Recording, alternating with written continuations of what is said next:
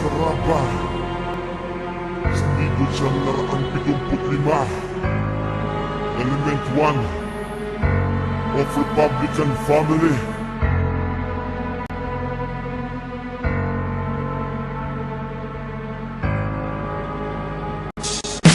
Isa akong sarabang may layunin lang naman, nasundan nung may kakayahan pumigil sa ilan. Sa mga magsusubok, sa amin babala ko to. Di ako mag-aamok para makilala mo ang pinagmulatan ko. Dito makikita mo ang nilalaman ng bawat pahina ko na ito, kung saan nakasaad ang punot dulo ng lahat. Diyan mo malalaman kung ikaw ba ay sasapat o kukulangin ka kapag hindi ka nagtiwala sa kapatirang pinasukan. Nagbigay ng halimbawa na para sa akin ay hindi na to mawawala. Ang pagiging matatag, di na to magigiba. Mananatiling matatag tayo kapit kapatid, di mabubuwag ito ng mga nakapaligid. Mananatiling malakas pinagsamahan natin, mas magiging malakas kung may takot tayo sa may lalang sa atin. Saraban na may takot di sa Diyos, saraban na may pananalig kahit na kinakapo. Salamat sa mga may ayaw at bumabatikos pa. Kayo ang dahilan kung ba't ako ngayon tumutula. Isa akong saraban na may takot di sa Diyos, saraban na may pananalig kahit na kinakapo. Salamat sa mga may ayaw at bumabatikos pa. Kayo ang dahilan kung ba't ako ngayon tumutula.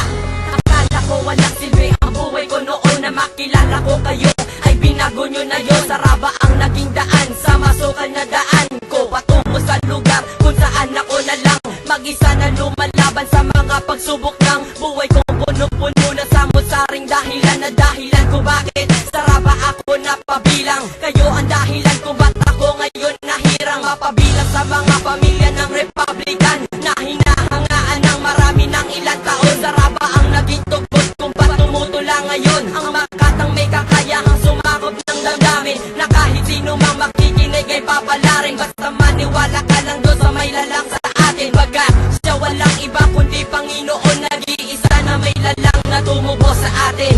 Isa akong saraban na may takot di sa Diyos, saraban na may pananalig kahit na kinakapo. Salamat sa mga may ayaw at bumabatikos pa. Kayo ang dahilan kung ba't ako ngayon tumutula. Isa akong saraban na may takot di sa Diyos, saraban na may pananalig kahit na kinakapo. Salamat sa mga may ayaw at bumabatikos pa. Kayo ang dahilan kung ba't ako ngayon tumutula. Nilibag ang awit para sa mga makikinig, di dahil may tinitira o para magpakilig.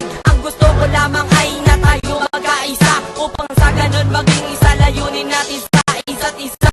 Ang pagtulong mo ay di nakabatay kung anong kasapi ka, di dahil binabasihan kung matapang siga ka. Dahil ang awitin na ito ay para sa lahat, para sa mga pinanghinaan ng loob magbuhat, na makilala mo bumubulong-bulong sa'yo, para tong anino na sumusunod-sunod sa'yo. Animoy vision na di ito nalalayo, dablo na nakadikit dyan sa buhay mo. Lumapit tanggapin Diyos sa puso mo, ang daan katotohanan may gawa ng lahat na meron ka ngayon. Ako sila na nag-iisang Panginoon, mahal kita, alam mo yan mula sa puso ko. Pagka akong saraban na may takot di sa Diyos, saraban na may pananalig kahit na kinakapo. Salamat sa mga may ayaw at bumabatikos pa. Kayo ang dahilan kung ba't ako ngayon tumutula.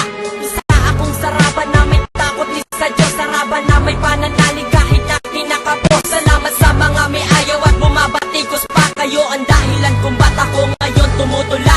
Isa akong saraban na may takot di sa Diyos, saraban na may pananalig kahit na kinakapo. Salamat sa mga